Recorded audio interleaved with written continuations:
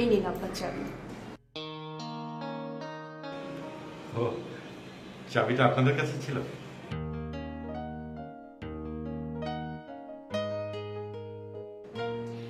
প্রতিদিন সকালে কলেজে যাবার আগে আপনি এই চাবিটা ছোট বুয়াকে দেওয়ার জন্য আমাদের বাসায় দিয়ে যান এবং প্রায় প্রতিদিনই আপনি বিষয়টা ভুলে যান। না মানে আপনি এত ভুলো মনে, আপনি ক্লাস নেন কিভাবে?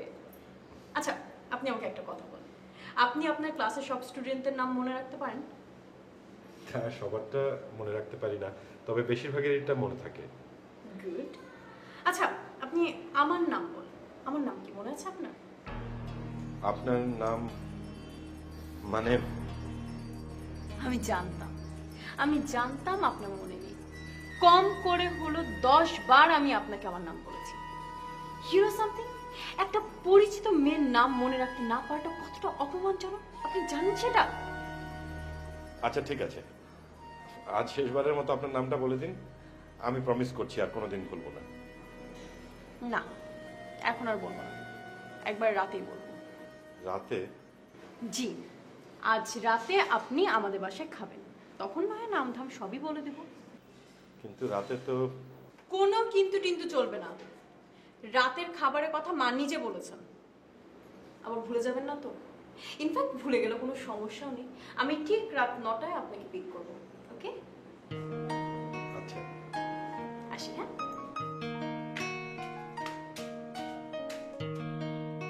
ও sorry sorry sorry sorry sorry sorry sorry sorry sorry sorry sorry sorry ভুলেই গিয়েছিলাম একটা জিনিস। কি? চিঠি। চিঠি?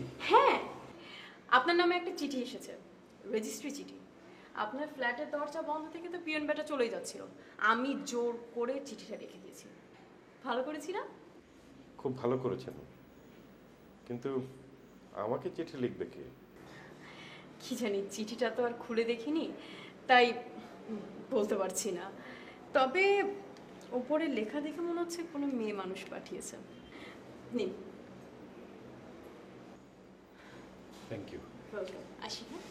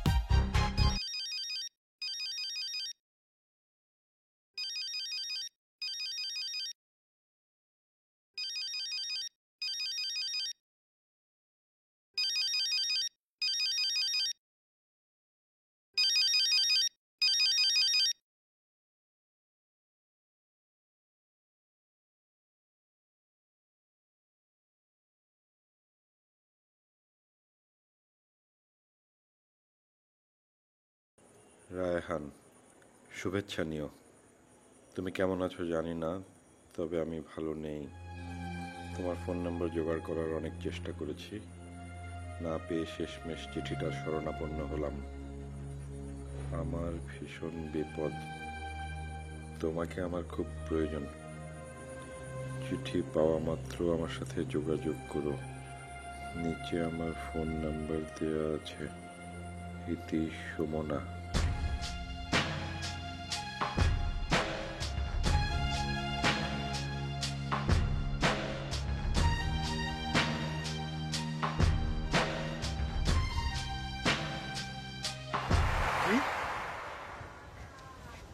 তুমি আর লেখাপড়া করবে না? না, আমি বিয়ে করব। কিন্তু আমি তো এখনো বিয়ের জন্য তৈরি না। এই, তোমাকে কে বললো যে আমি তোমাকে বিয়ে করব? তাহলে আমি তো ভেবে রেখেছি তোমার মাস্টার্সটা কমপ্লিট হলে আমরা বিয়ে করব। না, সেটা আর সম্ভব না। মানে হচ্ছে কি, তোমার সাথে আমার ঠিক জমবে না। মানে আমি যেমনটা চাই তুমি ঠিক তেমনটা না। হঠাৎ কেন তোমার মনে হলো তুমি যেমনটা চাও আমি তেমনটা না? সজীবকে দেখার পর থেকে he is handsome, smart, intelligent and rich. জানো, কলেজের প্রায় প্রতিটা মেয়ে ওর জন্য পাগল, কিন্তু ও কি করেছে? ও সবাইকে রেখে আমাকে প্রপোজ করেছে। I am so lucky. তুমি তাহলে ওই ছেলেটাকে বিয়ে করবে?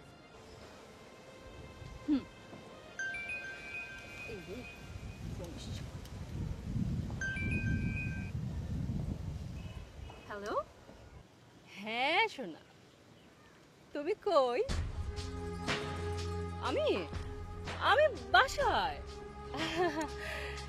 হ্যাঁ, বেরোতে হবে এক্ষুনি? ওকে, প্লিজ প্লিজ একটু, আমি এই তো এক্ষুনি বেরোবো, জাস্ট 10 মিনিটস। ওকে ওকে সোনা, আমি বেরোচ্ছি, বাই। আমি এখন উঠবো, সজীব আমার জন্য ওয়েট করছে। তোমার মোবাইল ফোনও আছে, জানতাম না তো। আর বলো না, গতকালই সজীব আমাকে সেটটা গিফট করেছে। দেখো না, সুন্দর না? সুন্দর সেটটা।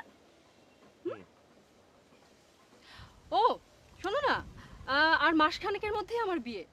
তোমাকে কিন্তু আমি বিয়ের কার্ড পাঠাবো। ওকে, তোমাকে অবশ্য অবশ্য অবশ্যই যেতে হবে, ঠিক আছে? Bye, tata.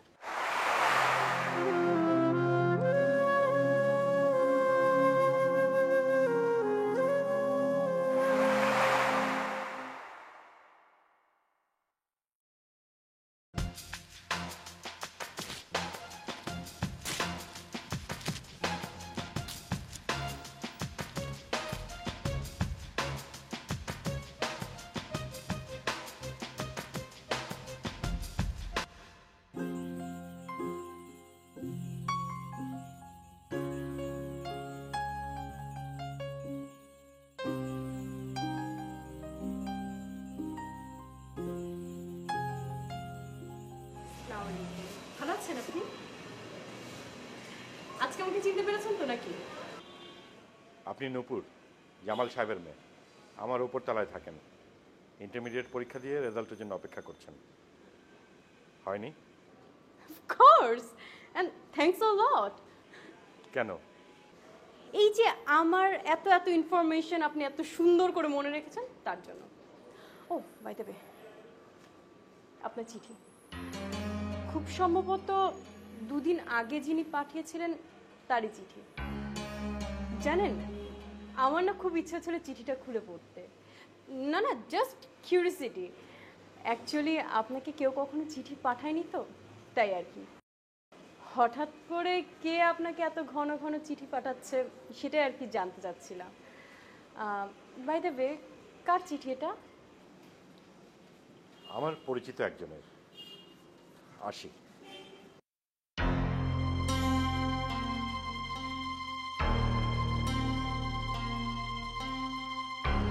এর পরের বার চিঠি এলে আমি ঠিকই খুলে পড়ব। তোমার পরিচিত জনটা কে আমি জানতে চাই প্রফেসর সাহেব। রায়হান, বুঝতে পারছি না, তুমি কি আমার চিঠি পাচ্ছ না, নাকি পেয়েও যোগাযোগ করছো না? আমি জানি তুমি আমার উপর অনেক রেগে আছো। প্লিজ একবার তুমি আমার সাথে কথা বলো, আমার খুব বিপদ।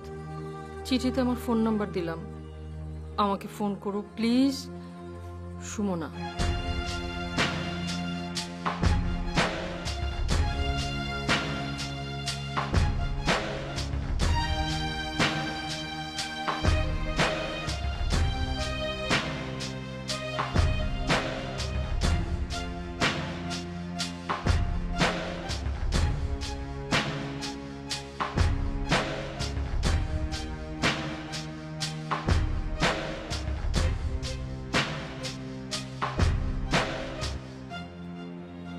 ফোন করেছিলি? কেন ফোন করব? সত্যি করে বল, তুই কি কখনো ওকে ভুলতে পেরেছিস? অনেস্টলি। 1 বছর হয়ে গেল ওর বিয়ে হয়ে গেছে। সত্যি কথা বলতে কি, একদিনের জন্য আমি ওকে ভুলতে পারছি না। আমার সঙ্গে 2 বছর প্রেম করে আমার চোখের সামনে দিয়ে আরেকটা ছেলের হাত ধরে চলে গেল। আমি তাকিয়ে তাকিয়ে দেখলাম, কিছুই করতে পারলাম না। রাহান, তুই তোর নিজের কারণে ওকে হারিয়েছিস। মানে? তোদের দুজনের রিলেশন তো ভালোই চলছিল, প্রেম ভালোবাসা সবই ঠিক ছিল। তারপরও তুই বিয়ের ব্যাপারে দেরি করছিলি কেন? আমি একটু প্ল্যান করে ধীরে সুস্থে বিয়ের ব্যাপারে এগোতে চাচ্ছিলাম, কিন্তু তখন কি বুঝতে পেরেছিলাম যে 2 দিনের মধ্যে আরেক ছেলের প্রেমে পড়ে যাবে, তারপর তার হাত ধরে নাচতে নাচতে লেখাপড়া ছেড়ে দিয়ে যে বিয়ে বসবে। যাকে যা হবার হয়েছে। সুমনা যেহেতু এখন নিজে থেকেই তোর সঙ্গে যোগাযোগ করতে চাইছে, আমার মনে হয় তোর যোগাযোগ করা উচিত। না, দেখ, আমি জানি তুই এখন ওকে ভালোবাসিস। সুমনা যেহেতু নিজে থেকে জানিয়েছে তোকে, তোকে লিখেছে ওর সমস্যা আছে, বিপদে আছে, নিঃসন্দেহে ওর বড় কোনো ঝামেলা হয়েছে। এখন তোর উচিত ওর সঙ্গে যোগাযোগ করা। না,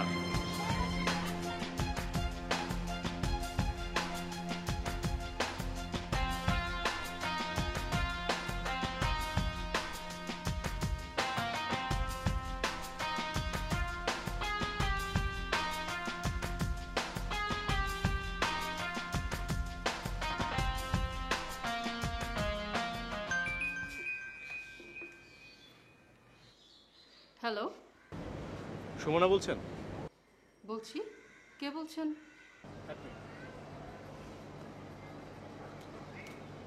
কথা বল।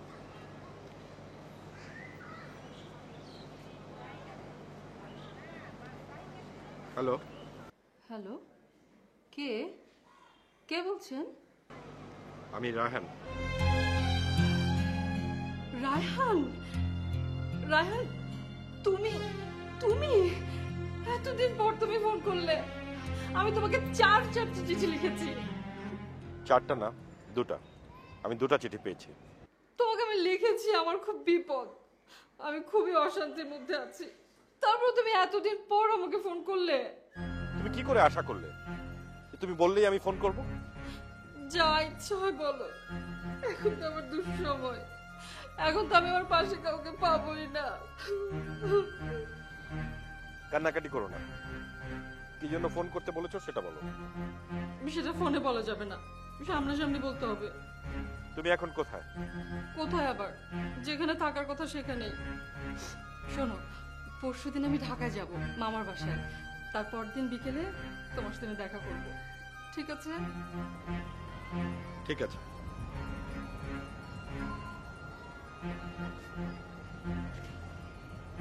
কি বললো? পরশুদিন ঢাকা আসছে আমার সঙ্গে দেখা করতে।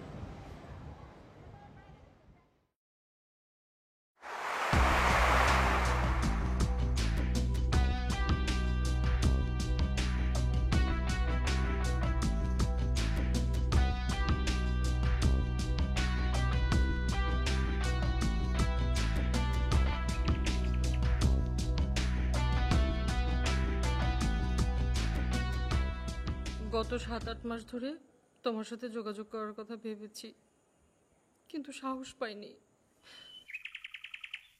যখন পুরোপুরিভাবে মনস্থির করে ফেললাম, তখন তোমার খোঁজ বের করতে পারলাম না। অনেক কষ্টে তোমার বাড়ির ঠিকানা জোগাড় করেছি। আমি খুব অশান্তিতে আছি রায়হান। আমি তো জানতাম তুমি বেশ সুখেই দিন কাটাচ্ছ। বিয়ের পর প্রথম 3 মাস ভালোই ছিলাম। আমাদের বিয়ের 3 মাস পর আমার শ্বশুর মারা যান। তখন সজীবের হাতে অনেক টাকা পয়সা চলে আসে, আর তখনই বদলাতে থাকে তার চরিত্র। এখন তো মদ আর মেয়ে ছাড়া আর কিছুই বোঝে না। আমি বুঝি তোমাকে দুঃখ দিয়েছিলাম বলে আমি উচিত শাস্তি পেয়েছি, কিন্তু এভাবে আর কতদিন রায়হান, আর কতদিন বলো?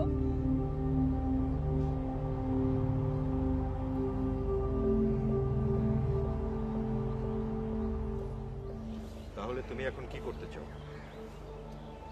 আমি জানি না, শুধু বুঝি এর একটা বিহিত হওয়া দরকার, আর সেজন্য তোমার সাহায্য প্রয়োজন।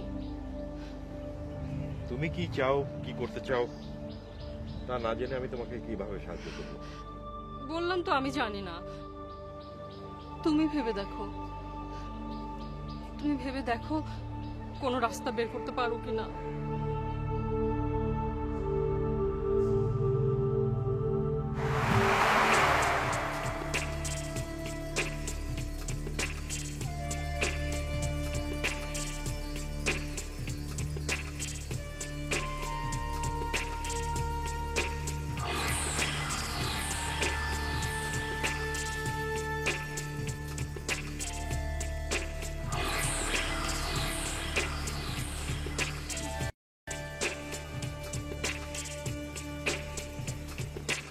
সুমনা, ভাবনা শেষ। যে যাই বলুক, আমি যা ভেবেছি তাই করব। কি করবে? তুমি সজীবকে ডিভোর্স দিয়ে দাও, আমি তোমাকে বিয়ে করব। না রায়হান, আমি আমি সজীবকে ডিভোর্স দেব না।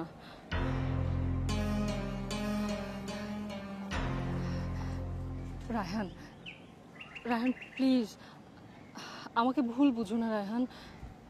দেখো, আমি তো সজীবকে ভালোবেসে বিয়ে করেছিলাম।